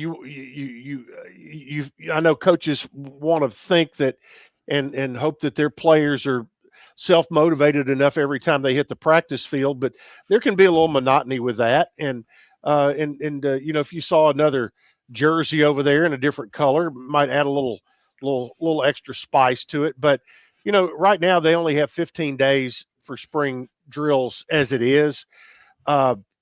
Every college coach I talk to kind of agrees that the entire spring practice model is going to go more toward an NFL model anyway. Mm-hmm. And I think that it would be part of an overall revamp of what goes on as far as, number one, the portal, where does it fall on the calendar? All the coaches are 100% wanting to get the portal opening out of the bowl season and playoff season. There seems to be a little momentum amongst the pundits out there to where you have one portal opening sometime in after spring drill, somewhere late April, early May, to where that would be the one time during the year that it might be open for football players. And so, I mean, there's been a little groundswell for that, but also the talk about getting away from traditional spring practice and going to a more OTA mini camp type thing where you might have 3 days here, 3 more days here, 5 days in June, 5 more days in July, something like that before you open fall camp. Because as it is right now, and people say, well, why aren't they playing a game? Well, coaches will all tell you that they feel like there's more benefit in 15 practice sessions than 14 practice sessions and a game where none of your key players are going to play anyway.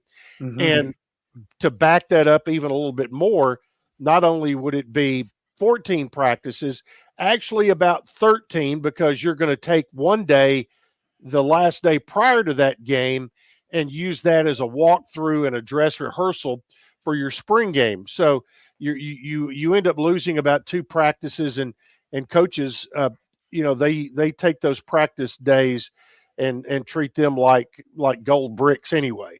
And so that's so now coaches are going to get creative. The spring showcase, I don't know all the details on what that will entail on April 12th at Middle, but it will be a practice session, and then there will be things where fans will be involved. So possibly some sort of glorified punt, pass, and kick, challenge type thing. So who knows? We'll see. I mean, I was asked to be part of it, and so I'm looking forward to getting the details of what we're going to be doing. Chip Walters, the Blue Raider voice, joining us here on Main Street Sports today, presented by the Tennessee Orthopedic Alliance of Columbia. Chip, we talked a little bit about portal news from basketball when last we spoke.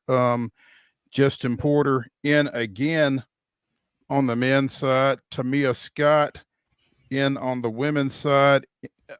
Please tell me that is it for now.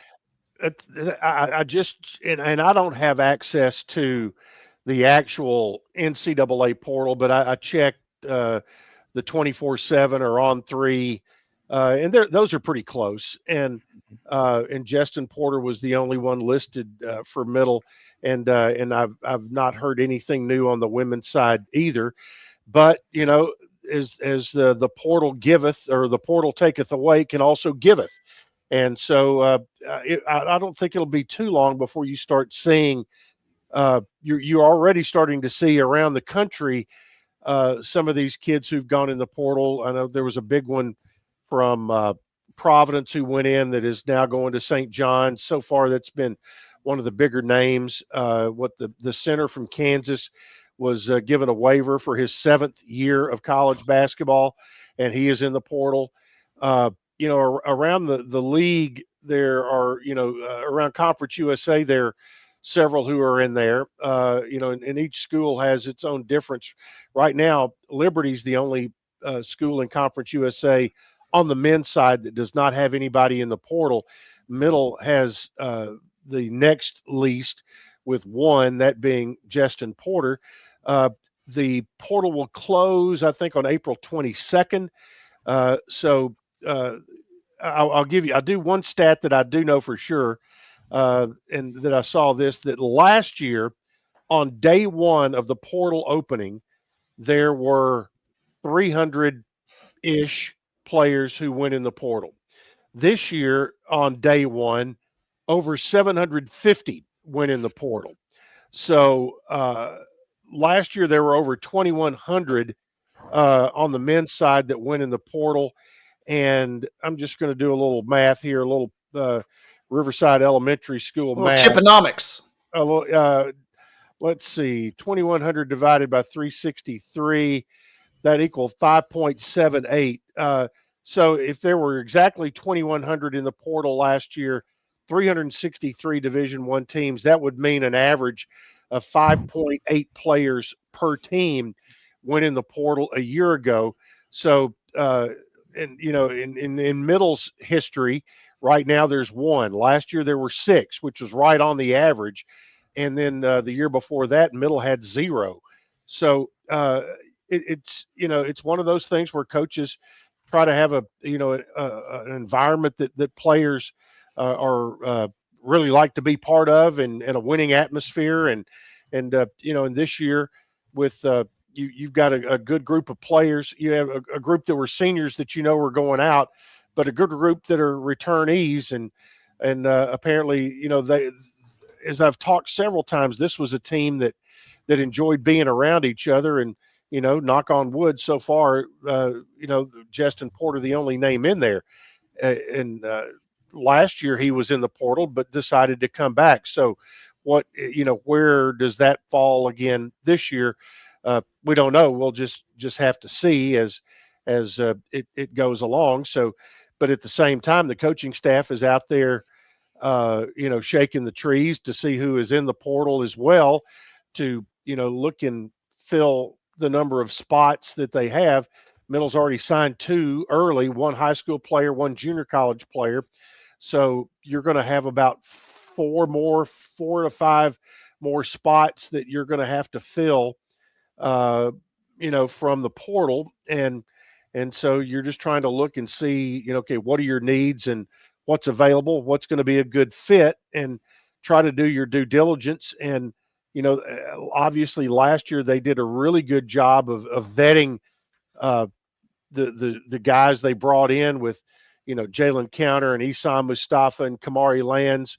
They were all positive additions to the program. So that's what's going on right now.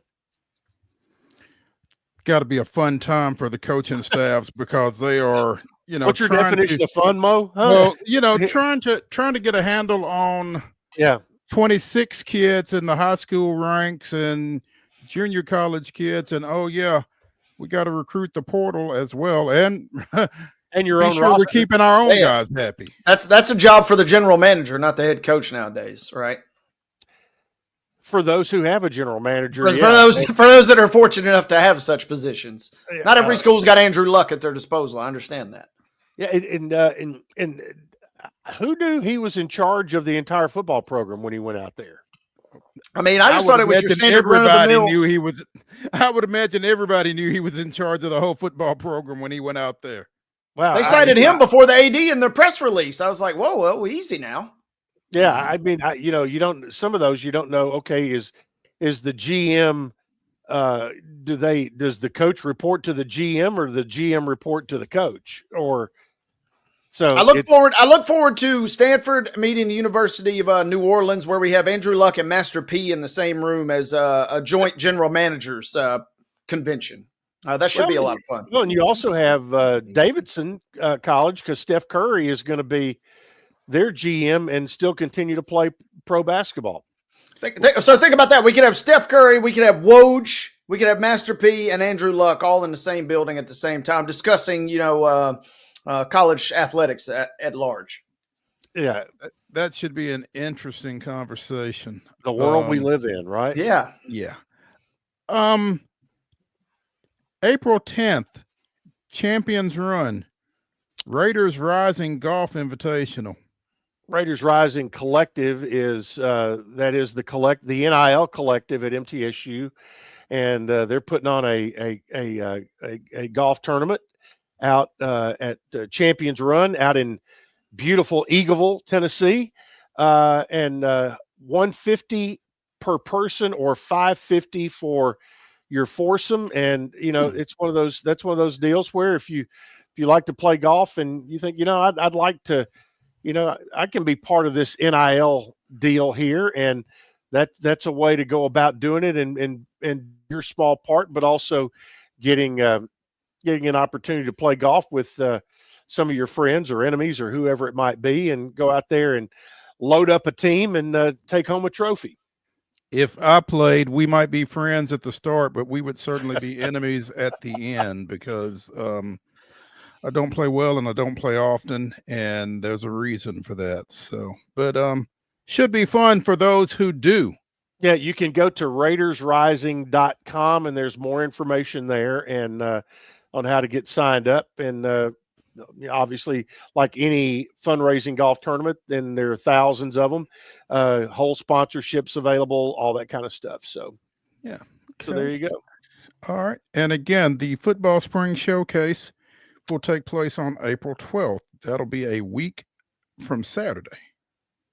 Is that right? Yes, it is. You're correct. Get your stuff together, Chip. That's right. It's coming up. It's coming up soon. And, you start looking at the spring calendar. That's coming up. We'll have the Raiders Choice Awards, the RCAs, coming up on May 1st of this year. We're gonna have to get you guys up for that. That's not sure. That's a fun deal. It's our version of the ESPYs. Mm-hmm. That and you think back just here in the spring semester, one of the RCAs that we give away is the Performance of the Year. Just think about all of the different nominees already. Just off the top of your head, you've got a 9-inning no-hitter in baseball. You've got Isam Mustafa's 30-point, 20-rebound night. You've got Cam Weston's 2 different 30-point games. You've got his 20. Did he have 30 against Chat? He had 31. Okay. And Isam had 30. So, okay. And Chat had a player, he had over 30. So I think it's the only game I've ever broadcast that had 3 30-point scores in it. So, well, there Chattanooga, Chattanooga. You have 215. You had 212 points scored total. So I mean, that made it a little easier. Yeah, it sure did. Chattanooga's playing tonight in the NIT, as is North Texas, former Conference USA member, now in the American. So I'd love to see Chattanooga just go and win the whole dadgum thing. Might as well. Yeah. Kind of like Belmont on the women's side after knocking off the Lady Raiders in their opener.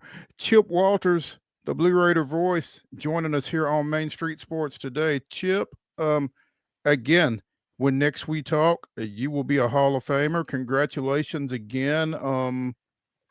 Couldn't happen to a nicer or a more deserving individual. And so we appreciate you taking some time with us. And look forward to catching up with you when next your schedule allows, in light of. Well, it'll be next. Yeah, I'll be available next Tuesday. I will say this: totally unworthy, but very humbled and honored to go into that Hall of Fame with, and as we mentioned when this news came out, to have to go in with a fellow Murray Countyan in this trip, and to be in there with a lot of people that I know and respect is going to mean a lot. So appreciate it. The event is Monday at the Student Union building on the campus of Middle Tennessee State. You think you can find that, Chip? I think I can find it. Okay. I've darkened the doors over there before. So in the new Student Union ballroom. So doors open at 11 a.m. Tickets are available for $35. There is a link on TSSAA.org/Hall of Fame luncheon to purchase tickets. No tickets will be sold at the door, by the way. So if you want to go, get online. You got to get them early. You got to get them early. Yep. So be sure and check that out. And again, congratulations to you and to Thomas Ray Frierson as well. And look forward to talking to you next week, man. All right, guys. I appreciate it. Thank you. Good stuff. Thank you, Chip. When we continue here on Main Street Sports Today, presented by the Tennessee Orthopedic Alliance of Columbia, the final segment will be Top 5 Tuesday, as Wade and I give you our top 5 NCAA basketball championship games. But when we come back from this break, I think I have put off our Braves talk for about as long as I can. So let's get into it when we come back.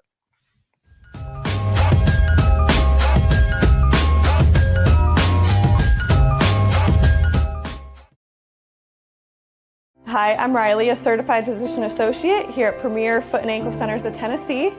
We have a couple locations, Murfreesboro, McMinnville, as well as Franklin. We treat people of all ages. We're excited to get you back on your feet and hope we can help you today. Call us today to schedule an appointment. We look forward to seeing you. Because here at Premier Foot and Ankle, we believe that the journey begins with happy feet.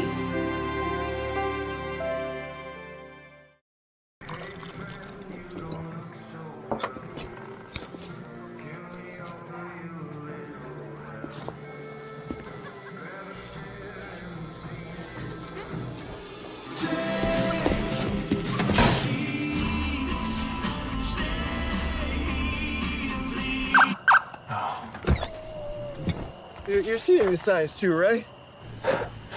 What signs? Jones & Lang Sporting Goods here in Columbia has been outfitting teams, officials, and anybody else from T-ball to college for 50 plus years. Be sure and check them out at 931-388-8060 or online at jonesandlang.com. Jones & Lang Sporting Goods, the look of a winner. Zion Christian Academy, zioneagles.org or 931-388-5731. You can schedule your appointment. Go tour their campus. It is beautiful over there, and you're definitely going to want to see it. Again, it's zioneagles.org. Give them a call, 931-388-5731, and schedule your tour today. Piggly Wiggly, located in Neely's Mill Shopping Center, is Columbia's locally owned and operated Cost Plus 10 grocery store dedicated to serving the community with low prices and smiling faces. Piggly Wiggly offers fresh, hand-cut meats daily, as well as daily hot plate lunches from their deli counter. You're certain to see smiling faces and a helping hand when you're here at Piggly Wiggly. Come by and check out our fresh produce, high-quality meats, and more. Down home, down the street, we'll see you at the Pig.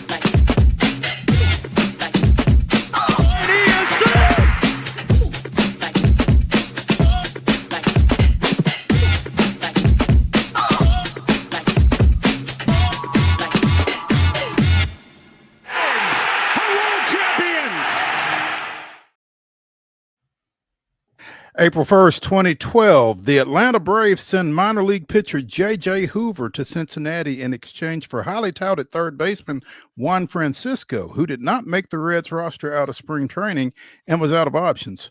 Francisco batted .234 with 9 homers and 32 RBIs in 93 games for the Braves, then played in 35 games in 2013 before he was traded to Milwaukee. That was this day in Braves baseball. We will be talking about March 31st, 2025 in Braves history for a while, I think, because in one day you had your free agent acquisition from the offseason, Jurickson Profar, suspended for 80 games for being found to have ingested a banned substance. You had one of your frontline starters from last year, Ronaldo Lopez, placed on the injured list with right shoulder inflammation. And oh yeah, you took a 22-game scoreless inning streak into your opener against the Dodgers. Saw that ran up to 29 innings before a Michael Harris solo home run in a 6-1 loss. So the Braves have scored 1 run in their last 31 innings. And they're winless at 0-5, by the way. So things not great right now for Braves country. Not great right now. Hey, it's 162 games, though. You got some time to rectify things, although you're right. Could not have asked for a more disastrous day, both in terms of headlines and on-field issues, it seems like.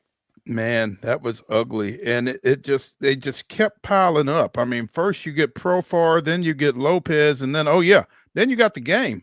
So yesterday was one of those days where you were just happy to get it over with, I think. But hope springs eternal. Hope is in the form of National League Cy Young Award winner Chris Sale, who goes to the mound for tonight's 9-10 start out at LA against Dustin May for the Dodgers. I mean, if they don't score, it doesn't matter who throws, but you kind of theoretically you like your chances when you send Chris Sale out there, but again, they got to score. So I don't know. We'll see.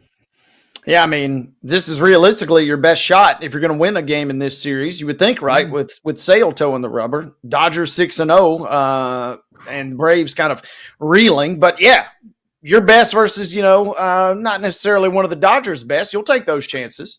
You will, if they can get some knocks and get some knocks with some runners in scoring position, that would help. And man, the rookie catcher Drake Baldwin should have 2 home runs this year. And some outfielders made some great plays. One down in San Diego, one last night. But he is hitting some balls on some screws, just like he did last year coming up through the minors.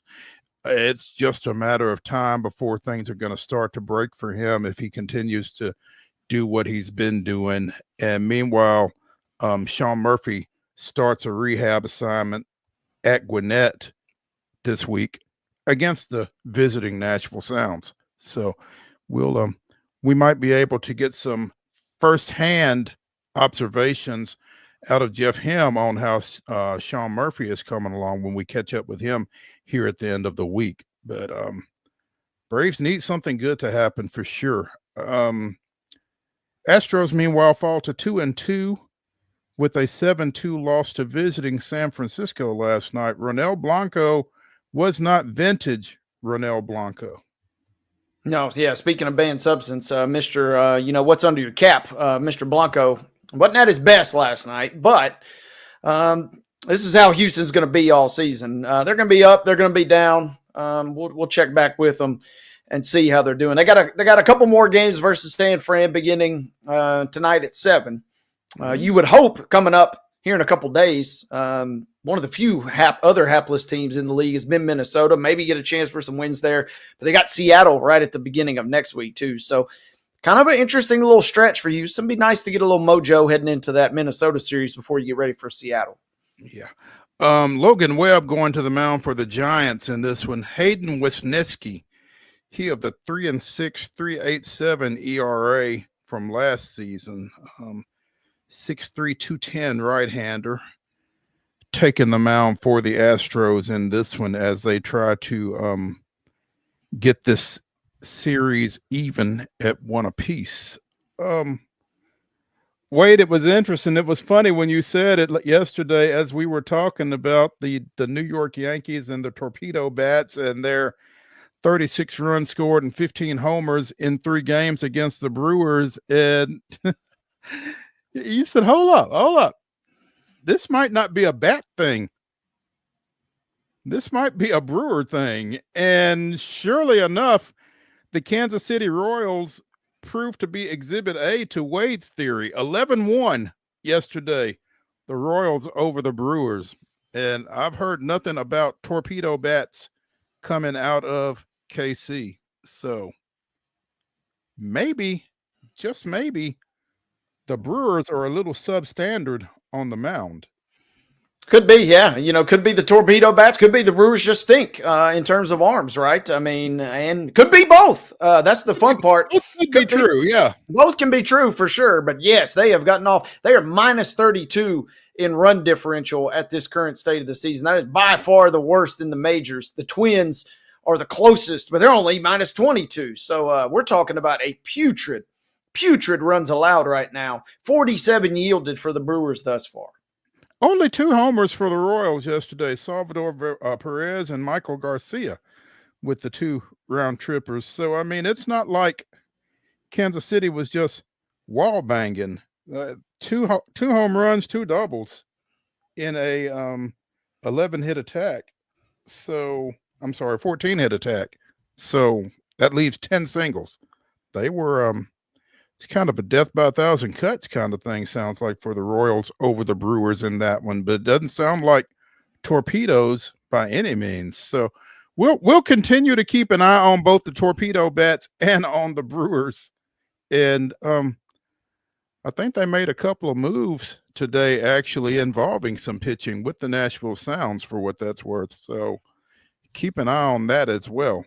And then, just when I thought I had the market cornered, Mo, I said, I'm going to go to the market and see if I can identify some of these guys who are using the torpedo bats. And then, boom, this is why Vegas is so smart and Vegas is so, capitalistic.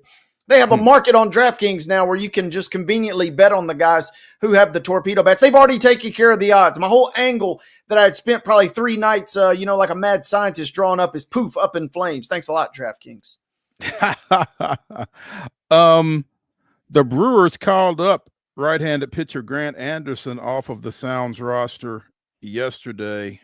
All hands on deck, right? There you go. Nick Mears was sent down on a rehab assignment, and Evan McKendry, who had been on the development list, is now on the Sounds roster as well. So the Brewers trying to get and keep some pitching ready because they've kind of been assaulted here again. That's 17 home runs now and 47 runs in 4 games that the Brewers have allowed. So, I mean, even the Braves pitching hadn't been that bad. So, yeah, I mean, it could always be worse. I'm trying to boost your spirits here a little bit. It could be worse. You could be the Brewers right now. Luckily for the Brewers, the Cardinals lead that division at just 3-1. It's not that dire just yet for them. It's pretty bad, but it's not that dire. I appreciate the boost, man. Meanwhile, the Athletics attempt to honor Ricky Henderson yesterday in their home opener at Sutter Health Park in West Sacramento did not go very well. Cubs 18, Athletics 3. Carson Kelly hits for the cycle, drives in 5 runs in that one. Michael Bush with a homer for the Cubs. Dansby Swanson with a homer for the Cubs. 21 total hits for the Cubs. The 18 runs allowed by the Athletics were the most by any team in a home opener in 100 years since the St. Louis Browns allowed 21 to the then Cleveland Indians in 1925. Perfect tribute to Ricky. What would he say? I can't do it all by myself. I got to have a little help out here. He would say Ricky can't do it all by himself. That's what he would say. Correct. That's the other trend I'm going to be monitoring, Mo. 18 runs. Going to be very curious. The ball was flying out of there. They got a short fence out there in Sacramento. I might be onto something. I'm already on to the next angle here for the rest of the season. Apparently, Cubs reliever Ryan Brazier was none too happy about having to play in West Sacramento either. I don't understand why we are playing in a minor league park. It's like, dude, where have you been for the last year? This has been talked about. It's not. Be glad you're on the Cubs, right? Not in the division. You only got to go there one time. Yeah, I mean, dude, chill. Play your games and get out of there. Come on now. I wonder if the Cubs have to go to Steinbrenner Field in Florida as well to take on the Rays. He's not going to be very happy about that one either, I wouldn't imagine. Doesn't sound like it. Yeah. Let's take a break here on Main Street Sports Today, presented by the Tennessee Orthopedic Alliance of Columbia. When we come back, it is Top 5 Tuesday. It's time for Top 5 Tuesday. Wade and I will bring you our top 5 NCAA basketball championship games. Stick around.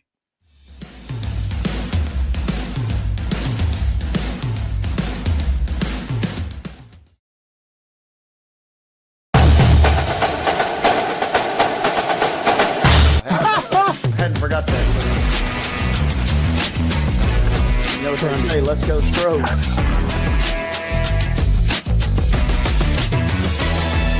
People are amazed at the variety and quality of guests we bring into Main Street Sports Today. But when you've been in this business for nearly 40 years and you never throw away a phone number, it's pretty easy. Right, Wade? Absolutely. And Wynn agrees with me. Check out some of our guests featured on Main Street Sports Today.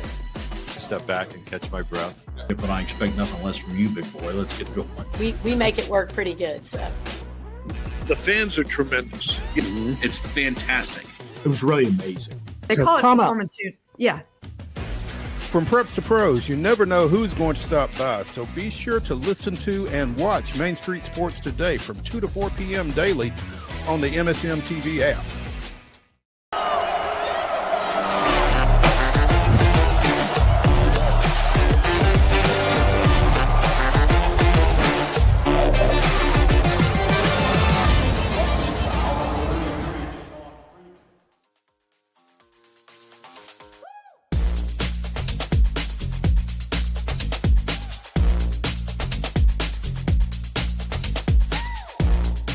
It is the final segment of Top 5 Tuesday here on Main Street Sports Today, presented by the Tennessee Orthopedic Alliance of Columbia. That's Wade Neely. I'm Maurice Patton. And Wade coming through with the answer to the question, does Chicago go to Tampa Bay and Steinbrenner Field for regular season action? And the answer is no.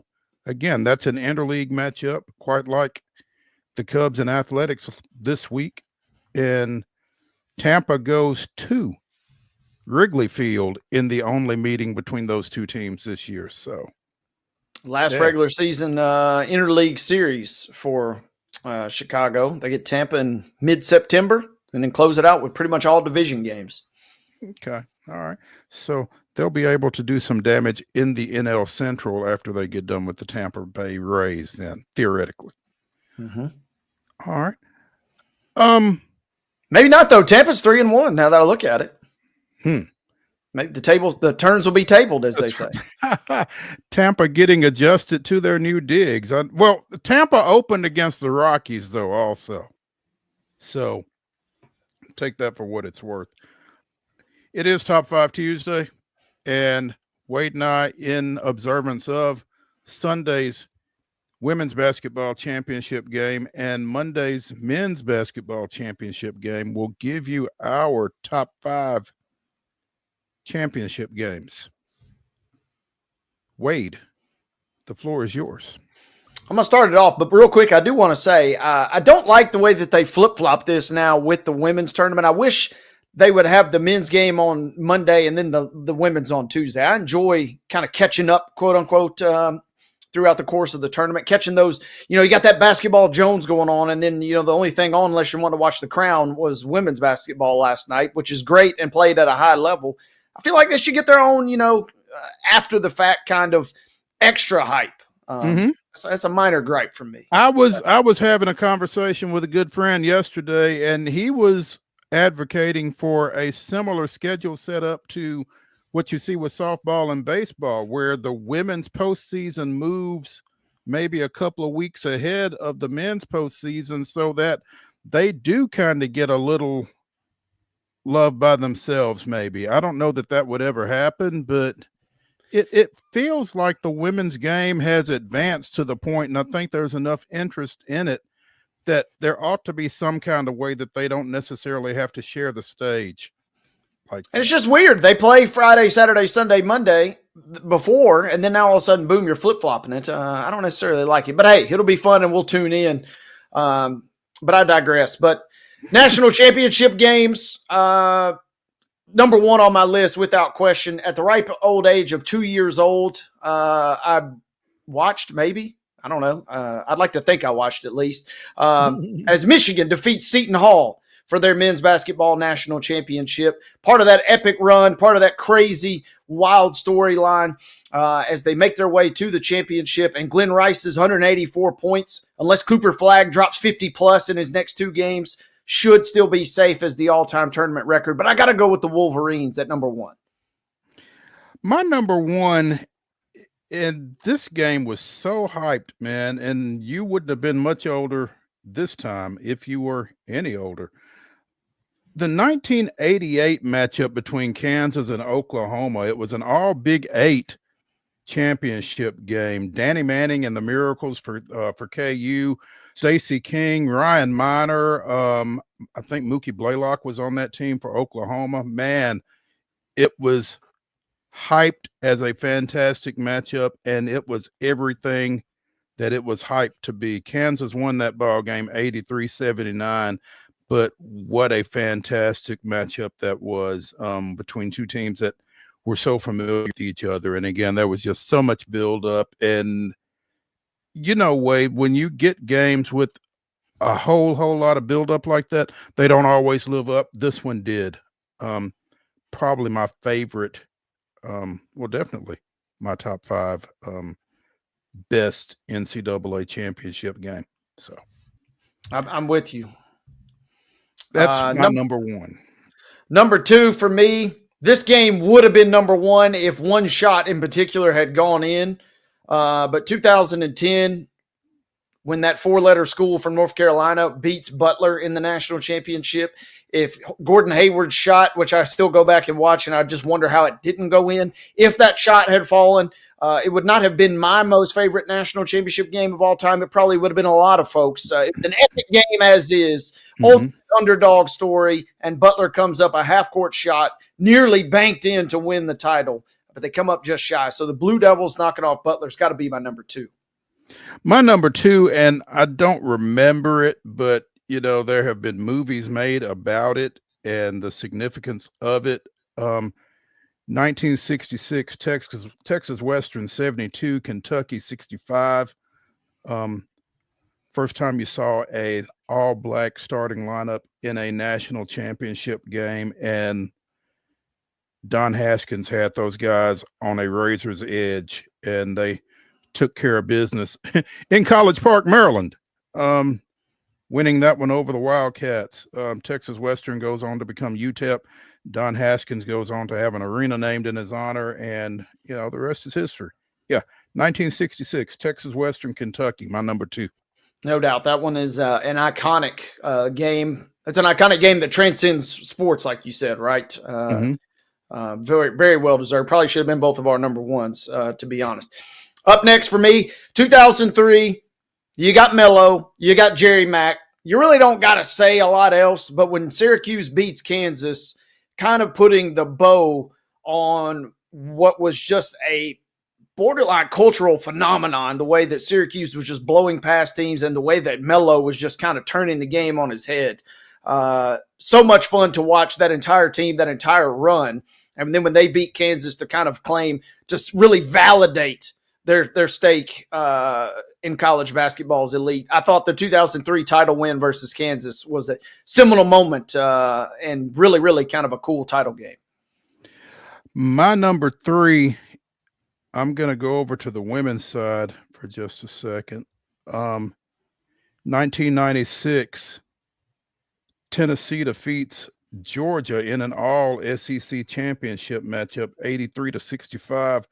The first of 3 straight Lady Vol national title wins there, capped by an undefeated run in 1998. Yeah, this was Pat at her finest right here against another coach and another program that probably knew her and them better than anybody else in Andy Landers and the Lady Bulldogs. But big win for UT there.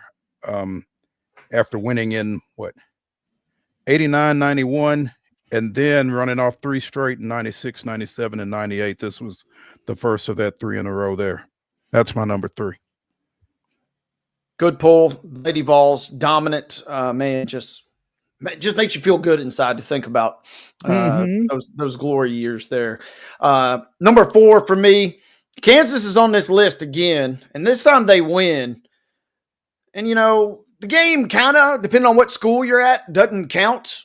But when Kansas beats Memphis 75-68 in the 2008 championship game, an iconic run, obviously, with Derrick Rose and Coach Calipari, a young, dare I say, John Calipari at the time. Man, an epic run and an epic game. Doesn't go Memphis's way, even though they were a 2-point favorite coming into that game. But Mario Chalmers, your MVP. And if you go to the campus of Memphis, for a variety of reasons, it technically doesn't exist. Some of the fans just kind of don't want to forget, and some of the NCAA kind of force them to forget. Yeah. That was an overtime game, by the way. Unreal. Yeah. My number 4, shout out to Nolan Richardson, 40 Minutes of Hell, 1994, and you'll love this one, Wade, I know. Arkansas 76, Duke 72. That 4-letter team out of North Carolina. Scotty Thurman, Corliss Williamson, love those Razorback teams, man. Yep. I don't think Oliver Miller was on that team. I think he was gone by then, maybe. But again, Big O passed away here not too long ago. Shout out to him as well. But that's my number 4, Arkansas 1994. I'm going back and forth on number 5. I got 2 that I really want to pick. I can only pick one. So you got to go 1983 when NC State, Jimmy V running around, going crazy. Looking for somebody to hug. Just looking for somebody to hug and looking to also duck the NCAA, just trying to keep things on the up and up for things that would seem pedestrian nowadays. But I digress. Times were different back then. NC State knocking off Houston. Just an unreal story and kind of just, man, we've got a great tournament on our hands this year in terms of star power and, 4 number 1 seeds. But there is something to be said when you kind of just want to believe that the little guy can do it. And in that sense, they very much were the little guy. No doubt. I mean, you catch an air ball and stick it in for the winning basket. I mean, that's pretty little guy look like right there. Big win for the Wolfpack. My number 5, I'm going back to the women for just a second. I'm betting that 30 years later, Charlotte Smith probably still doesn't have to buy drinks in Chapel Hill after her last-second jumper from the right wing gave Carolina a 60-59 win over Louisiana Tech in the 94 championship. Kind of continued to put North Carolina women's basketball on the map there. Huge win for Sylvia Hatchell in that program. And again, Charlotte Smith, ice water on that final possession there. That's my number 5. Honorable mentions to Villanova 66, Georgetown 64 in an all Big East matchup in 1985, and to the Purdue women knocking off Duke 62-45 in 1999.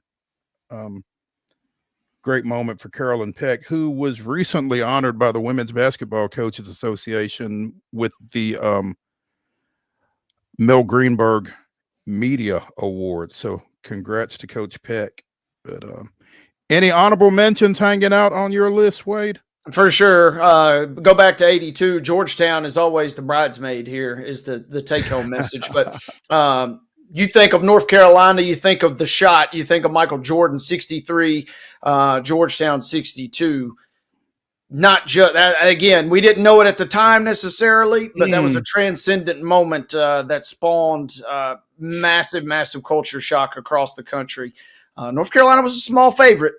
They win it by one, even though they were 1.5 point favorite. But a crazy, crazy game as the Tar Heels and MJ go on to fame that is still being talked about today. Now we're talking today about Michael Jordan suing NASCAR. None of that happens if he doesn't hit that shot, perhaps, versus Georgetown. Who knows? Most likely not. Yeah. It's a good pool. That wraps up Top 5 Tuesday. But before we get out, I want to mention one more time, the Preds and the Blue Jackets will be in action tonight in Columbus, and that game will be televised in animation on WTVF Channel 5 with our guy Max Hers and C Mace doing your play-by-play and color analysis for that one. This is going to be fun to watch. I'm going to be away from the house immediately, but I think it'll be available on YouTube afterward. I should probably record it so that I can check it out late tonight. But it sounds really intriguing, man, and sounds like it's taken a lot of work and a lot of talent from a lot of folks. I mean, converting actual live action to animation, it's kind of mind-blowing to me to think about. Yeah, it's going to be so much fun. And like I said yesterday, listen to a pod where Max is breaking this down. The just technical side alone of this is kind of bonkers. And they're going to incorporate some stuff where they take Nash around the city of Nashville throughout. So you'll get to see the Ryman. It'll be kind of animated. You'll get to see the pedestrian bridge, the Batman building. All of that will be kind of fully animated throughout the course of the game tonight. And it is worth saying this might be the only way you kind of want to subject yourself to the Nashville Predators for the rest of the season. But it is going to be fun. Set the DVRs. If you can't catch it live, go back and watch it. It is going to be epic tonight. And the NHL has done this for a couple of seasons, and it's finally cool to see Nashville finally get their shine on this stage. Yeah, no doubt. This may, to follow up, this might be the most entertaining Preds broadcast of the year, and I'm kind of looking forward to seeing Max and Chris animated on top of everything else. That ought to be a lot of fun. No doubt. And like I said, I thought it was an April Fool's joke initially when I saw the release, and then the NHL said, no, this is no joke. This is going to be part of it. The Lightning just did theirs this past weekend. The Blue Jackets are playing host tonight. It's going to be epic. Everybody tune in, and looking forward to a good one.